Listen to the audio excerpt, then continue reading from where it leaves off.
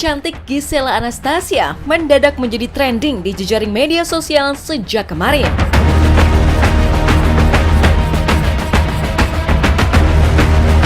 Pasalnya di dunia maya, beredar sebuah video asusila yang santer disebut mirip dengan wajahnya. Kepada tim Hotshot melalui sambungan video call, Giselle yang saat ini berada di Sumba dalam rangka liburan mengaku terkejut atas kabar tak mengenakan terkait peristiwa serupa yang kembali menyeret dirinya.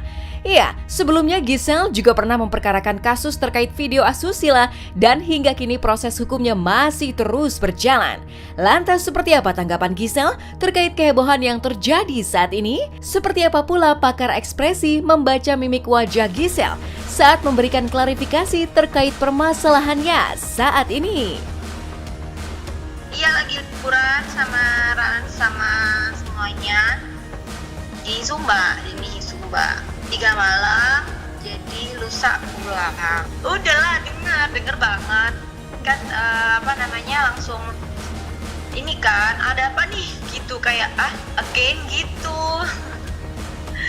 Jadi ya sebenarnya agak males sih nanggepinnya, cuman kan dari kalian dan teman-teman juga kan nggak mungkin juga untuk nggak jawab terus gitu. Sebenarnya kalau ditanya mah agak nggak happy ya, maksudnya kayak ini kan juga bukan kali pertama, jadi ya yang kemarin aja kita masih proses gitu.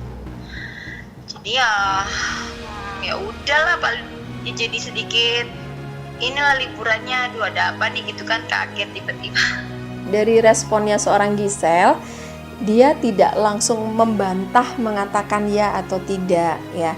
Justru yang Bunda lihat itu gestur dia merasa sebagai korban. Biasanya orang ketika dia merasa tidak bersalah melakukan yang dituduhkan, itu justru teriakannya itu yang paling nyaring untuk menantang orang-orang untuk membuktikan bahwa itu bukan dia. Tetapi ini justru Giselle tidak lakukan. Ada gesturnya lagi ketika ditanyakan apakah itu bukan dia. Ada yang menarik dari gestur Giselle, yaitu Giselle tanpa disadari dia membuat gerakan menggosok di atas bibirnya gini ya. Nah, gerakan ini menggosok di atas bibir bahkan sampai menggaruk begitu, itu adalah respon di bawah sadar untuk menunjukkan perasaan sangat tidak nyaman, perasaan campur aduk, ada malu, ada kesel, ada cemas gitu ya. Kemudian juga ada narik-narik di sini telinga seperti Giselle, aduh apalagi sih yang ingin berita apa lagi nih yang akan saya dengar gitu.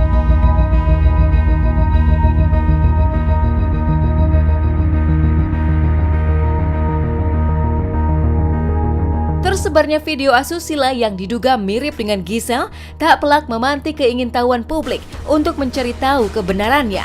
Tak sedikit netizen yang akhirnya berusaha menyamanyamakan kondisi kamar Giselle dengan latar belakang dalam pengambilan gambar seperti yang ada di video.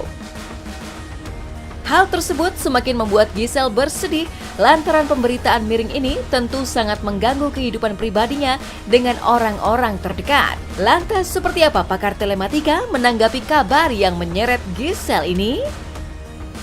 Kan ya yang tahu aku ya tahu lah gitu. Cuman ada aja kalau yang nggak terlalu dekat, itu tuh kamar kamu banget tuh kordennya gitu. Kan sedih, aku nggak mungkin lah ngapa-ngapain di kamarku yang tidur sama Gempi gitu. Ya aku sih nggak tahu seperti apa, ya pokoknya tunggu aja perkembangannya seperti apa. Kita juga nggak mau ibaratnya berburuk sangka sama orang. Ya dengar hawar-hawar segala macam, ya tapi kan kita nggak tahu secara pasti gitu. Kita kan semuanya kan melihat juga ya seperti apa ke depan gitu aja. Kami orang telematika nggak ngelihatnya sebagai antara benar atau salah gitu loh. Kita hanya melakukan fact finding. Kita melihatnya adalah dari faktor beberapa pembuktian yang bisa kita mesti lakukan penelusuran. Kembali saya bilang tadi, tidak mungkin kita melakukan hanya sekedar mirip kemudian ada kata akurat. Kita bicara sekarang kalau dia otentik ya, antara wajah biasa dengan wajah berkosmetik itu lain. Wanita saat berkosmetik dari matanya yang kecil kemudian berkosmetik bisa jadi lebar gitu loh. Yang harus dilihat adalah selisih matanya yang paling lebih real ya kan. Dan kemudian saya bilang ada satu tanda tubuh di wajahnya yang normalnya biasanya ada gitu. Kalau tanpa makeup, tapi yang di sini kan sudah pakai makeup, jadi tentu tujuannya makeup selalu menutupi.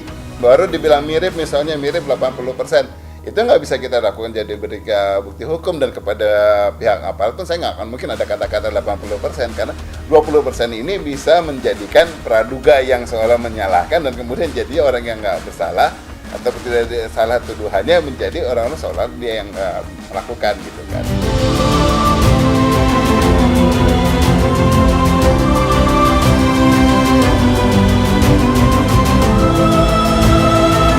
Di tengah kehebohan yang terjadi, selain latar belakang yang diduga memiliki kemiripan dengan kamar Giselle, sosok pria yang ada di dalam video asusila mirip dirinya tersebut juga menjadi sorotan dan langsung dicari-cari para netizen. Tak sedikit dari mereka santer menduga-duga pria tersebut adalah salah satu anggota band yang kerap mengiringi Giselle saat pentas di atas panggung. Seketika akun sosial medianya pun dipenuhi dengan komentar netizen yang penasaran. Rupanya sang istri juga mendapatkan tekanan dari netizen. Wanita itu pun akhirnya memberikan klarifikasi lewat Instastories-nya yang menegaskan bahwa pria dalam video shoot tersebut bukanlah suaminya.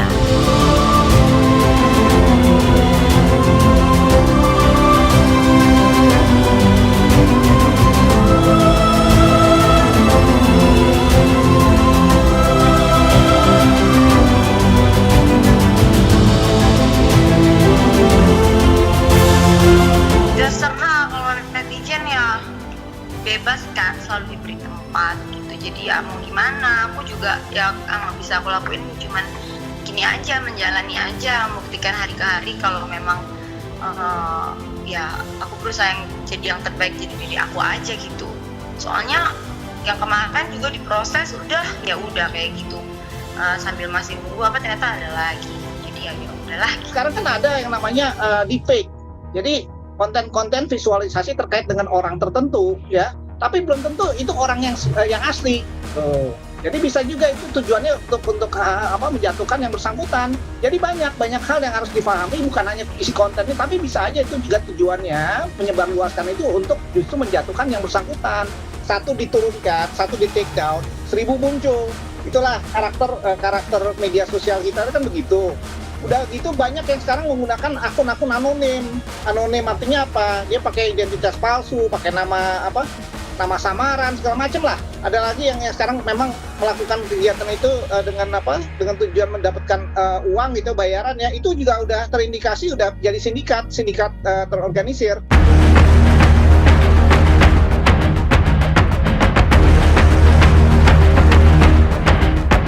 Lagi-lagi terseret dan menjadi korban pihak tak bertanggung jawab.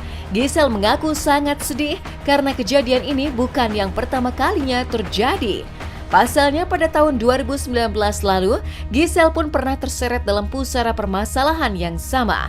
Namun di balik semua itu, yang menjadi kekhawatiran bagi dirinya adalah jika suatu saat sang anak mengetahui ibunya menjadi sorotan lantaran hal yang tidak mengenakan seperti saat ini. Untuk itulah dia amat bersedih saat kembali lagi terulang permasalahan serupa seperti saat ini. Ia pun kala itu mendapat banyak dukungan dari mantan suaminya Gading Martin hingga kekasihnya saat ini yakni Wijin. Ya sebenarnya sedih sih.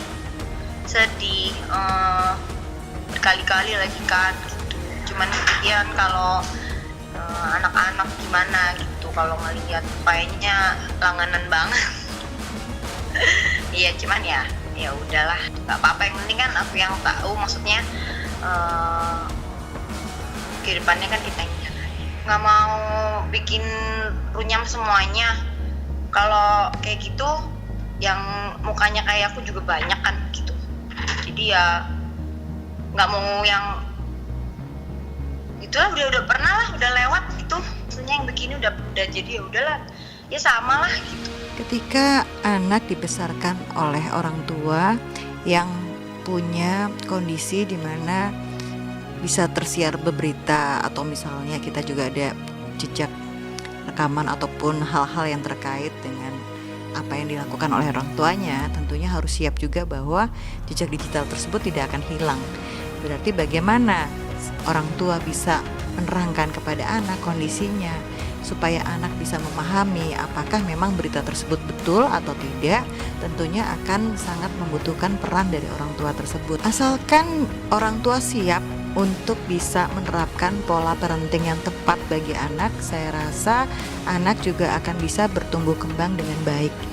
Tentunya juga perlu dipahami bahwa orang tua sebagai role model, sebagai contoh atau panutan bagi anak-anaknya, sehingga bagaimana anak bisa memilih dan memilah mana yang perlu dia lakukan atau misalnya apa yang harusnya dia bisa contoh dari orang tuanya menjadi hal yang sangat amat penting.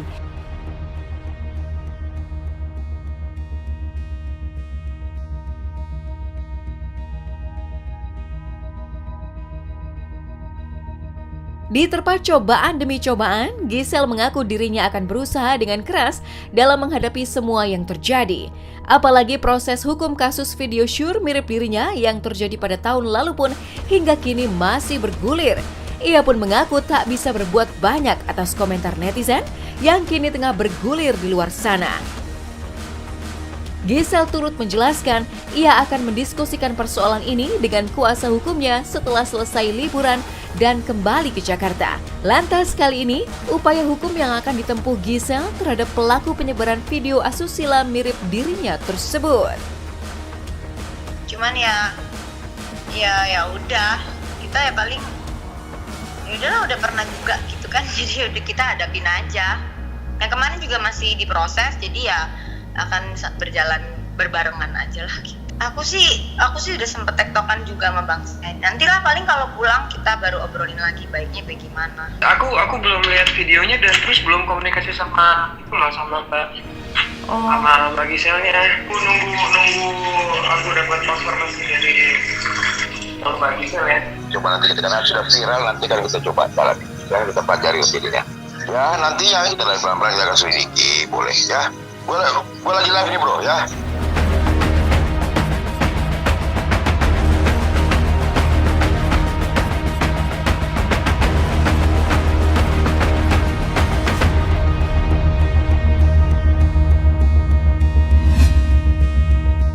Lagi-lagi tersandung permasalahan serupa sepertinya membuat Gisela Anastasia harus mengambil langkah tegas untuk mengusutnya. Ya, kita doakan saja yang terbaik dan semoga pelakunya segera tertangkap.